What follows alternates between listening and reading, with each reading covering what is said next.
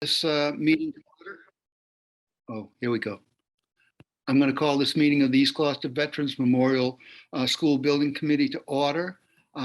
This meeting is recorded by video and audio in accordance with the open meeting law, consistent with the governor's orders suspending certain provisions of the open meeting law and banning certain gatherings such that an in-person meeting of the school building committee is not possible. This meeting will be conducted by remote participation. The public may not physically attend this meeting, but every effort will be made to allow the public to view and to listen to the meeting in real time. That being said, Yash, could we have a roll call for attendance? Hello, everyone. Hi. Jonathan Pope. Here. Thank you. Ben Lemus. Here. Thank you. Katie Clancy. Here. Thank you. Richard Safar. Here. Thank you. Matthew Fusco. Here. Thank you. Amy Pascarello. Here. Thank you. Grant Harris. Here. Thank you. John Dunn. Here. Thank you. Gary Fish. Here. Thank you. Caitlin Nunes. Here. Thank you. Adam Russell. I don't see him. All right. Tony Gross. Here. Thank you. Did I miss anybody? Stacy. Stacy Capone. Here. Thank you. So we have a quorum, very good attendance, and must be that summer's over, I guess. People are back to work. So the first order of business is the approval of the minutes of August 11th, 2022. Are there any corrections or omissions?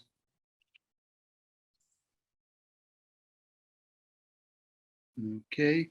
I move that we approve the minutes. Okay. Second. Roll call vote. Yes. Yeah. Jonathan Pope. Yes. Thank you. Ben Lemus. Yes. Thank you. Katie Clancy. Yes. Thank you. Richard Safar. Yes.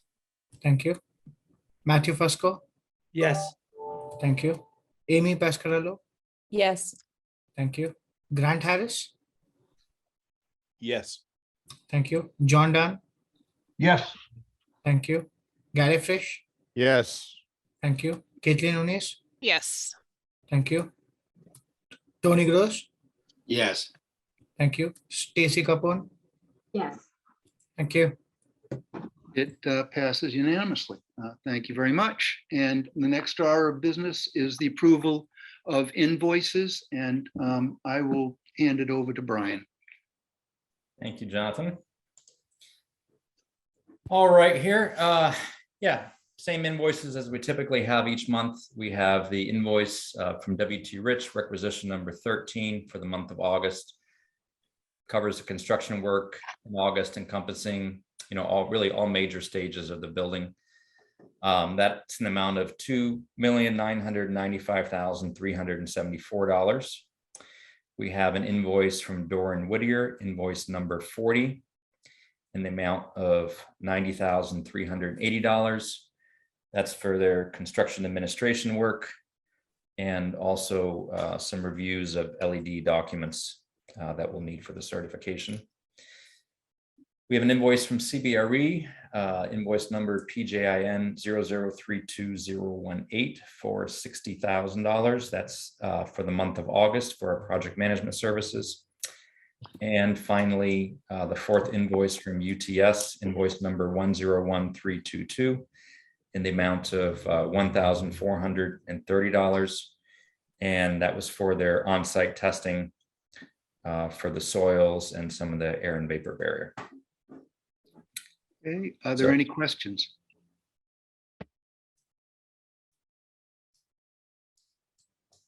Okay, seeing none. I'll make a motion that we approve the 4 invoices as presented from W.T. Rich, Doran Whittier, and CBRE and UTS for a total amount of $3,147,184, and I so move. Second. There we go. Second. Okay, it's moved and seconded. Is there any discussion? Okay, once again, I can't see everybody, so just speak up. But hearing none, I will ask Yash to, for a roll call vote.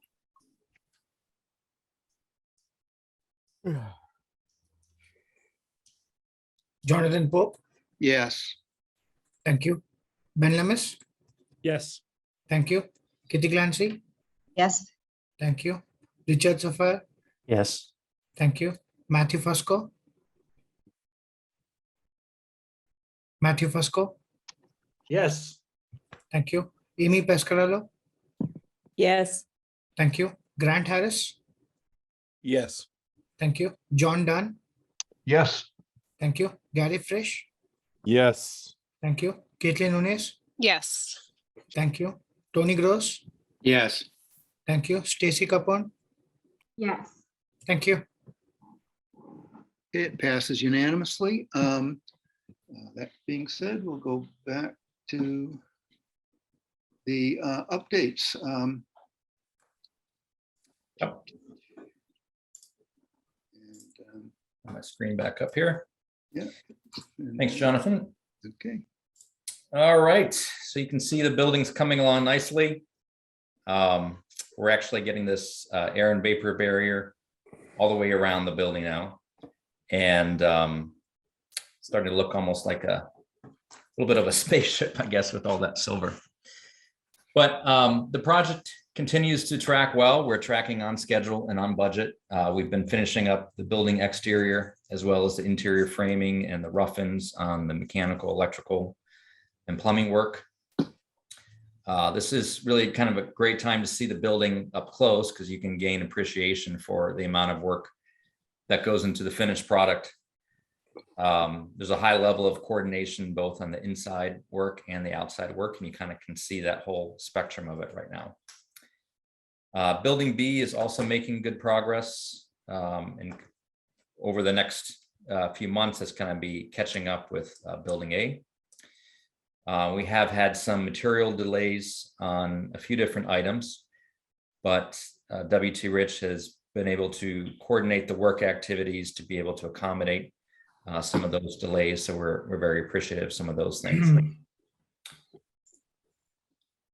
As far as the team activity goes, things continue to be good. Everyone's working well together, and that's really been key to the success of this project so far.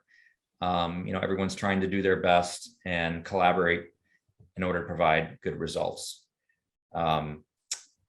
W.T. Rich hosted a little luncheon for the on-site workers last week. So that was also a nice thing to kind of get together and celebrate the progress we've made so far and build relationships. So we appreciate that. As far as our roles go, I mean, they're pretty much the same as last month. The building's coming together, we're about ready to start finishes. Like I said, we are tracking on time and on budget. So if we switch to some of the financials here, we have now included the change orders that were approved last month. So this bumped up the construction costs of the job, but the funds were able to be covered by the resources that we've set aside for the construction contingencies. And we continue to maintain a healthy amount of these contingencies for where we are to date in the progress of the work, despite a lot of the challenges that we faced with market conditions. And, I think, again, this is really on behalf of the team working well together during the planning and design and construction phases, really all of those things combined. But we've also been fortunate that we haven't been hit by any major disruptions so far. So kind of knock on wood, hopefully we'll be continuing that way. Hey, Brian, Yes. so sorry, on the contingency, could you just, hard for me to track that? So here are the remaining contingencies. This is what's been used up so far. Okay, all right, so 6% of the project remains in contingency, is that right? Yes. Okay, thank you. And And excuse me, Brian, the MBE/WBE, the goal versus the actual, could you clarify what that distinction is, please? Yes, so these numbers have not changed for the past few months since all the contracts have been awarded. But these were the goals that were in the light green. These were the goals that were set at the beginning of the project. And this is what we've actually been able to achieve. So this is for the total project, and this was broken down by the design team and the contractors team. So design team, it's a little different. I mean, they have, certain partnerships that they usually work with over and over again. And so sometimes getting the right dollar amount from an MBE firm is a little more challenging for them. And does, I'm sorry, does the distinction between the 11.2 and the 16.4, does that lead towards the contingency? Is that the different, what's making up the No, differential? I'm sorry. So this is the percentage participation in minority-owned and women-owned businesses. So based on the total dollar amount of the project, we were able to award for the whole project 16.4% of the total dollar value of the contracts going towards those minority and women-owned business enterprises. Does that make sense?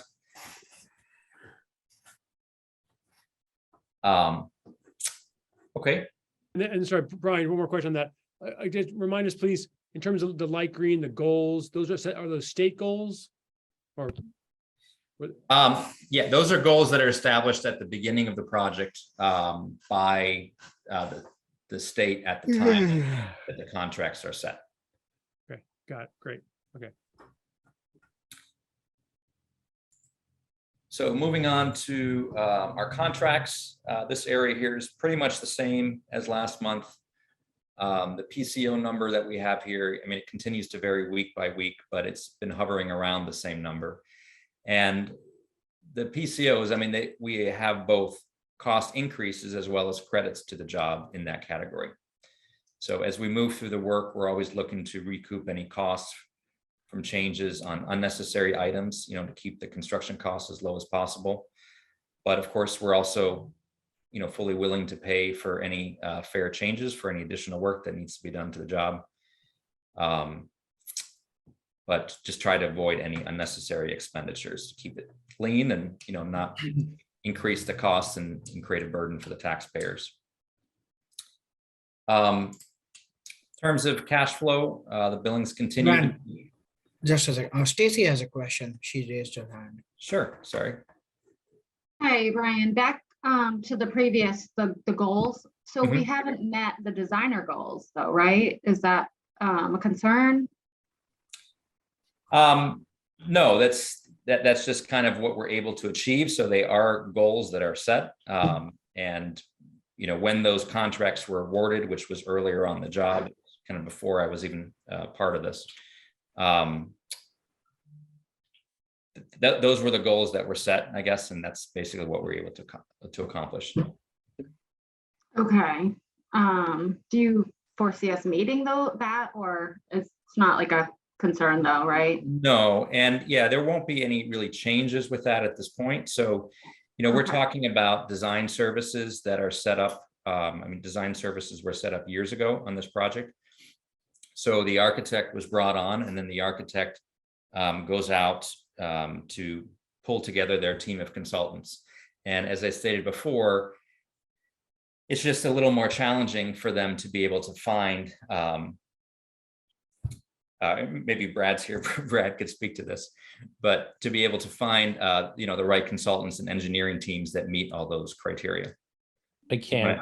So the challenge ultimately is, right, at this time, this contract was that they are goals, right? They're not requirements. And the requirement here was to have, for an MBE and WBE, it's the majority ownership of that particular company has to be either, a woman or a minority, right, to meet that minority owned business requirement. And honestly, it's just like really hard to find, right, those types of companies in Massachusetts that are qualified to be able to do the work. So I don't think it's uncommon. We've done the best job that we could here to be able to do that. Okay, And, it's based on finding those people for the requisite discipline and then their dollar value in the overall cost of, the design of the project. So, we're always trying to do better, but it's a very difficult thing to go and meet. So, it's changing in terms of how it's being approached a little bit now, in that, it's actually, instead of the ownership criteria, which is still out there, we're also looking now at the actual hours that are being committed to a job, right, by minorities and women as part of the overall project team. And so not on this project, because it wasn't initiated when this project started.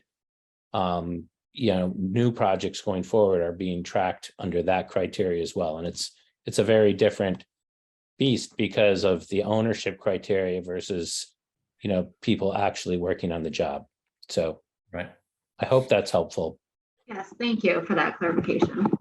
Yeah, and so to add to what Brad said, so on the construction end, what's helpful is, there are some very large contracts that are awarded, and when one of those goes to an MBE or a WB organization, that boosts the number significantly. So it's not necessarily that you have, 100 different contracts and 16% of those 100 contracts are awarded. It has to do with the dollar amount. So, we were fortunate to have some large contracts that were awarded to minority and women business enterprises, and that helped us to exceed the goals on the construction side. And like Brad said, it's these goals that are set are the ownership. So the reality is that to look, let's say, at the designer, you can be working with a company that is owned by someone that's not a minority or female, but yet the people that you're working with on that project are, and that's not reflected in those numbers. So, any other questions on that? Okay. So on the cash flow, it's really not too much to report. Our cash flow continues to be high because we're getting a lot of work done on the job right now. So there's activities, as I mentioned before, both on the outside and the inside, all areas of the building. So the train is really moving down the track. So next slide is just broken down again by the different team members. And then here we are with the schedule. So we're about 50% of the way through the construction project at this point. And overall, we're about 2/3 of the way through this. Really amounts to a 7.5-year process. So as I noted earlier, there is a significant amount of work that goes into these projects. It's not just, assembling the building with materials coming, just from our local areas, but, we're bringing in pieces that come from across the country and even nowadays from across the world. So trying to manage all those things, especially with the challenges we have with shipping and ports being closed, factories shut down, from initial planning all the way through to bring those together is quite a task. But we're on the right trajectory for the project, and I think we have a solution here that will really fit well within the community and meet the needs of the students and the staff. And also, we're still meeting the constraints of the budget and the schedule. So it's been great to be part of this process. So just on the schedule, just as a note, I think a lot of people are done with their vacations, but we have our next school building committee meeting on the 13th of October. So if you could make a note of that. Moving on here. As far as the OPM, so we get into some of the specifics, what each of us have been doing. The OPM continues to operate much of the same as before. We've been working through a lot of the project financials to determine opportunities for further enhancing the school through possibly being able to add back some various items, while also managing the current cost and keeping all the accounting sheets balances. Community relations continue to remain strong as well. We haven't had any issues. We continue to send out notices. There's one just went out today for delivery that's happening tomorrow. But now that the building's kind of getting closed up, the disruptions to the neighborhood overall will continue to diminish. As far as the design team goes, their work on the project continues to move along with the FF&E. That's the furnishings, fixtures and equipment selection process. So we have updated our project schedule to show that, and then that's all included in your packets. So we have the milestones. Sample furniture is going to be showing up soon at both the vet school and East Gloucester schools. And we'll be holding weekly meetings. I think the invitations went out for that maybe yesterday or today for the coordination decision-making. So that's exciting too, because not only are we're getting the whole building together, but now we're starting to move ahead with getting it furnished and to get it ready for the students and the staff to move in.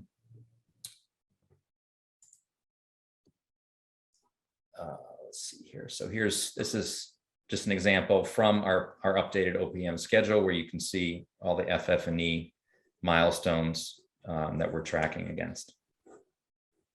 So, and we've started this process earlier than normal because of the long material lead times. So we shouldn't have an issue getting all this stuff ordered and in the school before opening day.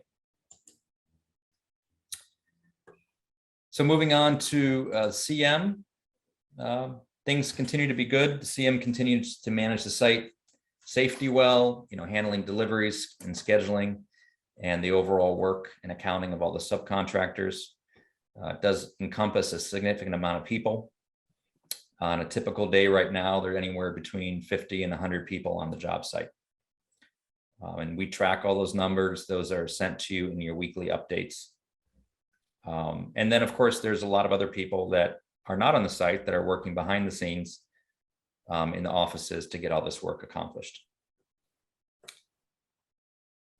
Invoices from the workers and suppliers, there's a lot of dollar amounts that are being tracked as well that, that CM is managing millions of dollars per month. So all of that stuff also has to get sorted out and accounted for, oftentimes negotiated, and keeping those business relationships good so that the project keeps on moving forward.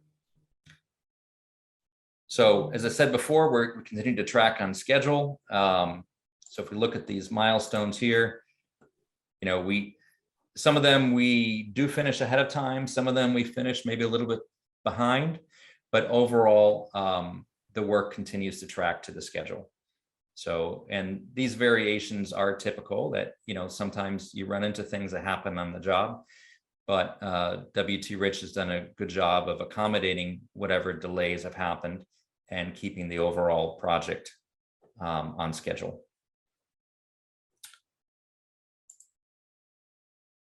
So here's the schedule updates with some a little more specifics about where we stand on each of those items.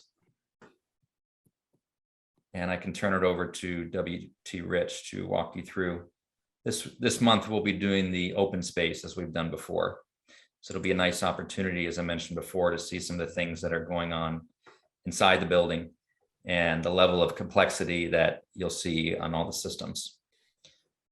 So I'll stop sharing here. And Alex, can you pick up? Sure. I need access. Currently disabled at the moment.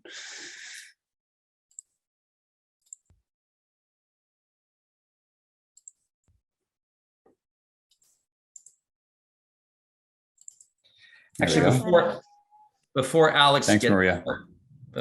Before Alex gets started, I just want to let everybody know that we're looking to schedule a tour on site. We're planning for the week of September 19th. In the afternoon, it'll be about 2:30 or 3 p.m. invitations will go out for that. So if there are any days that you definitely, won't work for you, feel free to shoot me an email and let me know, and we can take those into consideration so that we can try to accommodate everyone as best as possible. Brian, I think we're targeting Monday, ideally. So Okay. Okay. So we'll send out an email tomorrow. It'll be, go to all SPCs about Monday, the 19th at 3:30 PM. Excellent. And all school committee members and school building committee members are invited. Yeah. And it'll come from Jonathan Pope and myself. Although I think I'm drafting it. Thanks, Ben. All right, so this is the program that Brian mentioned, open space. You guys have seen it a few times now throughout the project. So I just wanted to kind of give you I'm sure everyone has probably seen it from the street right now. So I just wanted to kind of start there. As you can see, as Brian mentioned, the AVB, which is the air vapor barrier, going up on B building now. So it's that silver sort of aluminum foil material that you see being wrapped on the B building. And then we actually have started to clean the brick, which is a pretty normal process of ours once we get the brick actually installed. So I did kind of want to show you the juxtaposition of sort of quote unquote dirty brick or brick that hasn't been cleaned yet. And then as you move closer, you can see just how nice the brick looks, once it's been cleaned and scraped and whatnot. So you can see the temporary windows that we've placed within these openings. They're fire rated tarps just to kind of allow us to begin the finishes within the building. And I'll just kind of rotate quickly around the site and then get into the building as well. So we're standing sort of at the back turf area. You'll see that this is the turf. You got the playground on either side of the turf. And then this is where that sort of running track bus loop mix comes into play. So we're actually getting ready to place binder next week. So that's kind of a nice next step for us. It's going to tidy up the site quite a bit, but you can kind of see how clean some of these roadways are starting to get now that we're fine grading and getting ready for that binder. So again, just sort of back view for those of you that probably haven't seen this side. Again, you can see the brick going up. Brick's been cleaned on this side. Brick's going up on this side. We've got the AVB. This is sort of a metal wall panel infill here. And then this is a large curtain wall, 3-story curtain wall. We actually just got material for today that we'll start installing. So I'll just work to the east side before we get into the building just to kind of see how the gym's taking shape with some of those large openings. Yep. Sorry, last one question. When you mentioned binder, can you explain what do you mean by the binder? Yes. Sorry, Ben, binder is basically the base coat of the asphalt pavement. So 2 layers of asphalt. We'll do the binder course at 1.5 inches, and then we'll come in over the top. Sort of the last thing we'll do is put that last 1.5 inches of top coat asphalt on. So again, the binder just really kind of helps us kind of keep the site clean, but it's also a necessary step in order to get the final asphalt in place at a later date. And just sorry, is the binder that first coat, or is that? It's like consider like a primer coat or a first coat of the asphalt. Yep.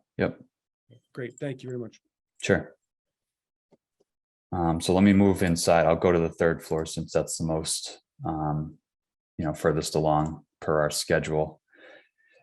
And I brought you down these corridors before. It's obviously getting more enclosed, obviously, as the project goes along. You can see the framing's 100% complete at this point. A lot of these orange spray paints that you'll see, are not only for blocking, getting in-wall blocking in place, but also, labeling devices on the ground. So you can actually see, one of our milestones was starting drywall this week and into next week to start. So we're actually, right on track to start boarding up some of these walls. The building inspectors have been through. We all kind of get on the same page in terms of what they want to see before we close up these walls. We've actually had a lot of our rough MEP inspections, which is basically, confirming that, wires in place, ducts installed correctly, piping's been terminated properly and whatnot. So a lot of that's already been conducted on the 3rd floor. We've tested our fire protection lines as well. And we'll continue to move down 2nd floor to 1st floor, as the project progresses. So hopefully by the 19th, when you guys are on site, it'll kind of give you a nice insight into what some of these rooms look like, somewhat finished with the drywall on, but also some unfinished with the framing on some of the lower levels. So again, just kind of walking you through here. You can see the porthole windows that Doran Whittier is incorporated into the design. This is a large extended learning space with that curtain wall that I mentioned earlier. So kind of a really nice big space for extended learning. We've got stairwells. I'll work my way down sort of towards B building. End of corridor. And this is where the elevator will be. So I won't bring you to 2nd and 1st because I think you guys have seen it for the most part. But again, you can kind of see the development of how this 3rd floor is going, and obviously how it's going to progress over the next few weeks into really getting the finishes going. So I'll move to B building just to kind of show you where we're at with some of these larger open spaces. So actually, this was after a pretty decent rainstorm over the weekend and into Monday. So we don't have a roof over the media center yet. This is the media center area, but we're pushing for that roof because that obviously allows us to continue with some of the more moisture sensitive activities below. So again, gigantic windows into the media center. You can see the glue lamp that I think I showed you guys a month or so ago as well.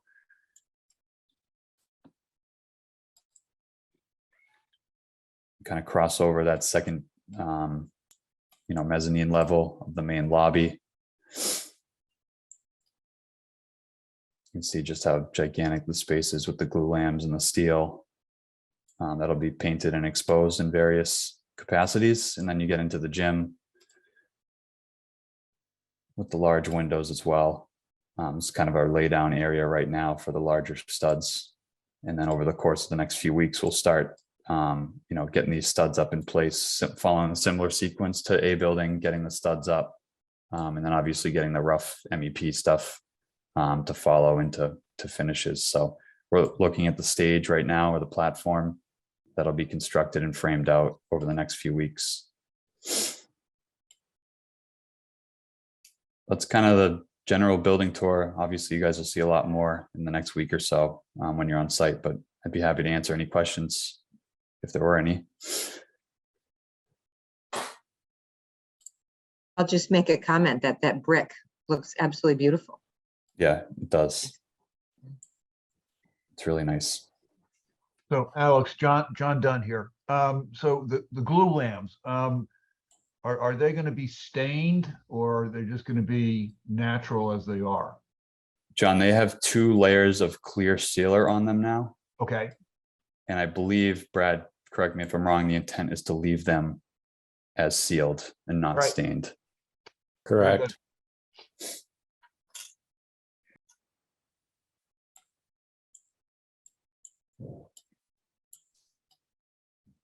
Alex. Any other questions? Yeah, I had a question on the that picture you were just showing where the glue lamp was. Is it staying that corrugated in between? No, that'll get an infill of acoustical ceiling panels. Okay. Yep. Looks great. It's Yeah, amazing. it's really a nice design.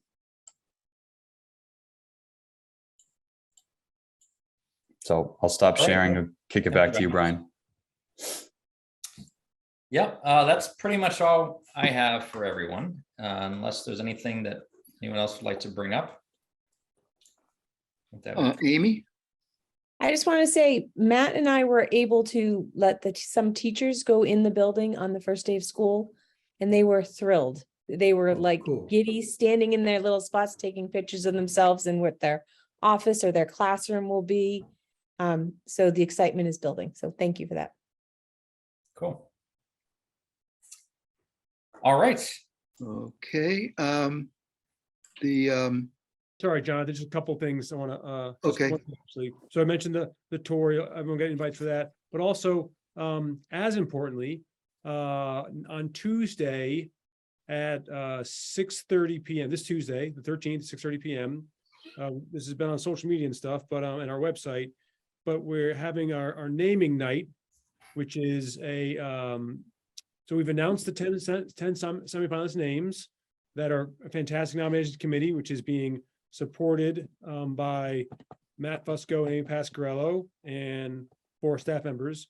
The student nominations committee has presented to the school committee the 10 semifinalist names. We're having a public event on Tuesday, the 13th at 6:30 at the East Gloucester cafeteria. To help anybody who wants to stop by to talk to the students about the names that are the semifinalists, ask them how they think about them and what they like about those names, and then give input and written input or online input. And folks, we have a forum that's very active in terms of folks giving input already, and I think close to 400, maybe more than 400 responses already in terms of people giving input on the various names. So have a great selection. The students narrowed the names down from 51 submissions, and we have a bunch of good options, a lot of good options, and people are pretty excited about it. So please, I hope to see school building committee members there to support the students and talk to them about the 10 semifinalists, and of course give your input as well. So hope to see you on Tuesday. All right. Excuse me, Ben. John Dunn. So the tour invitations are going to go out to the mayor and the city council also. I may have missed that. No, it's at this point, it's school committee, school building committee. If we are interested in doing one for city council and mayor as part of school committee, if we want to do city council, we can do it at a different time. We were just trying to not overwhelm the crew, but we're happy to do one for city councilors as needed. That's fine. Yeah, we'll just keep that in mind then. Okay. Great. We'll talk to the mayor about that and move on that as needed, definitely. And the invitations, folks, are emails. I don't know, like, 2-color embossed invitations. You're getting an email, okay? Lower expectations here a little bit. Well, then I'm not coming. I know you're a busy man, John, so you got to make your choices. And I just wanted to add, I think it's great that, the elementary students get to be involved in the naming, and, having all of this involvement from the students and the community is great. And I thought maybe we could also mention that, we're also working with the high school to be involved with this project as well. The high school will be building 2 of the sheds for the school building, and they're going to be starting that work now in the fall. And we're also looking to incorporate some other learning activities here for students. We're looking to do something with the electrical students and possibly some others as well. So it's nice to use this, not only this building, being constructed to serve the community, but even throughout the process, there are educational opportunities and opportunities for other community involvement to be part of this project. So it's nice that it can really do a lot of things all at once. Yeah, absolutely true, Brian. I really want to thank you, Alex, and then also John Rich, supporting our efforts to include especially our high school students. John's also been really helpful in connecting with our new Career Voc Tech education director around just maybe some longer term partnerships with some of the statewide organizations. So John, thanks for reaching out to us about that and for already throwing in with us. So it is a great way to include our students, and then also a great jumping off point for longer term partnerships. So yeah, really, really appreciate it. 100%. Great. All right. So that's all I have. Okay, I just, our request to the traffic changes on Webster Street are been incorporated in the overall reassessment and recertification of all of the traffic rules, and that's winding its way through the city council. I think it's going before O&A in the near future. I haven't received any requests for further explanations, so I will just wait and see on that one.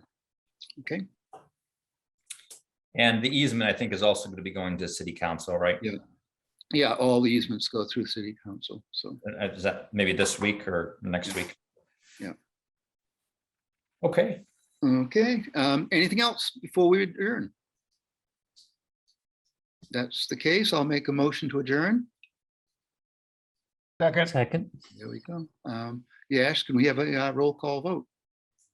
So Jonathan Pope, Yes. thank you. Ben Lemus, Yes. thank you. Katie Clancy, Yes. thank you. Richard Safar, yes. thank you. Matthew Fusco, Yes. thank you. Amy Pescarello, Yes. thank you. Grant Harris, Yes. thank you. John Dunn, yes. thank you. Gary Frisch, Yes. thank you. Caitlin Nunes, Yes. thank you. Tony Gross, He may have left. He's got to go to BNF. okay. Stacy Capone, Yes. thank you. Okay, the meeting's adjourned, and thank you all very much, and enjoy your weekend, and look forward to the tour. Right. Thank you guys. thanks, guys. Nice seeing you all again. Night, everyone. Thanks. Good Brian. night.